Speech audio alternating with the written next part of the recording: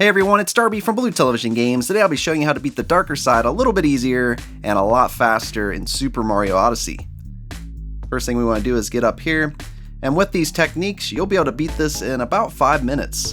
So we'll start the timer here. This is pretty much where the challenge starts. If you hit the ZR button, you can slide down these striped poles, make this section go a little bit quicker.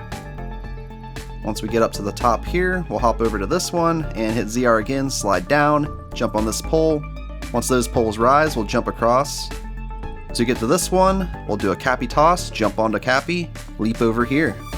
I like to do this section with all long jumps. I just think it's a really easy way to get through it. Every time we get near a Bowser symbol, we'll go ahead and do a long jump again.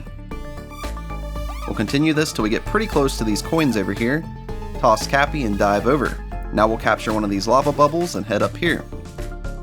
The key to this is to go really fast, but first back up so we get momentum making each of these jumps. If you do that, it'll make it a lot easier to get over and land quickly and dodge these spinning spikes. Once we get through this section, we'll head over here and we'll jump into this little cannon. This will blast us off over to here. We can land in the lava and hop over, or we can exit the capture, throw Cappy, and dive like so. Capture this uproot, head over here. If you do this section fast, it's actually a lot easier. We'll hop over to this one, make sure we use the uproot to push this up and hop over quickly, run over, hop up on this one, push up again, hop over, jump up, push up again, and hop over. Hit the uproot nice and high to leap over those guys, and we'll drop down here, head over to the ring, and we'll uproot one more time. We can exit the capture here. Now to get through this section, I think the easiest way to do it is with a long jump. So we'll let these guys circle around. Once they get about halfway across, we'll go ahead and do a long jump, throw Cappy, and bounce off Cappy. Swim up here, and swim out. Now we're on to the Yoshi sections. These are all pretty easy. Come over here, and you'll use the Y button to stick out your tongue. Hold the direction you want to go, and hit the Y button again. We'll keep doing this to climb all the way up here. Once you get to this point, just hug the left side. If you do so, you will not get hit. Once we get up to the top, we'll use the B button to jump off. We'll go over and hit this P switch. Now you don't want to run at full speed here as you'll get ahead of the grass. But if you just hold the analog stick just a little bit, you can stay nice and close to where the grass starts to appear. Once we get over to here, we're going to hop over this first wall. Now we're going to flutter jump up to this wall and land on it, then flutter jump again to get over the really tall wall. Now we can flutter jump over here, land, and you can either drop off Yoshi here, or you can go ahead and take him over to the next section as well, but you no longer need Yoshi. Once we land here, we can drop off Yoshi, head over to the Scarecrow, drop through the 2 rings, throw your hat at the Scarecrow, and this is one of my favorite sections on the darker side. So you just want to pay really close attention to the boxes in the background. When they start to shake, you know they're going to shoot out. We're going to use a series of wall jumps to get through this section. Jump over here, we'll wait, shakes, we'll start jumping now. Actually messed that up, but that's okay. You can get a little behind as long as you're quick to recover. Last couple wall jumps here, and we are done with this section. Now this is where you can shave off lots of time.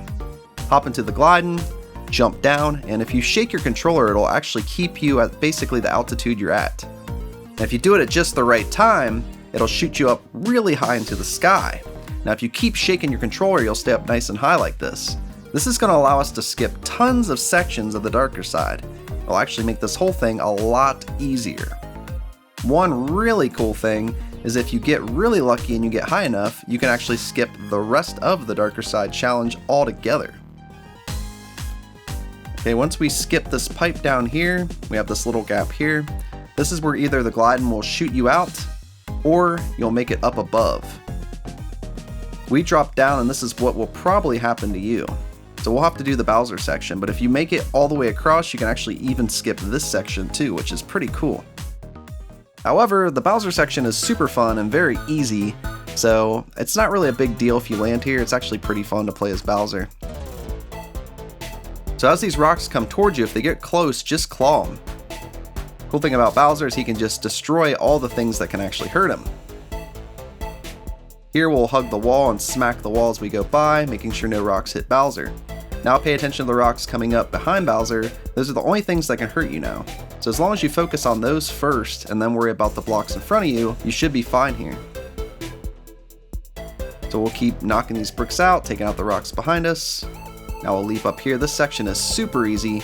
Basically, sometimes we can't get through, and all you have to do is destroy some more blocks, and that's pretty much it. Jump through these rings, and the darker side is completed. Thanks to the gliding, we were able to skip a bunch of the really tough sections, and it took about 5 minutes and 23 seconds to beat this way.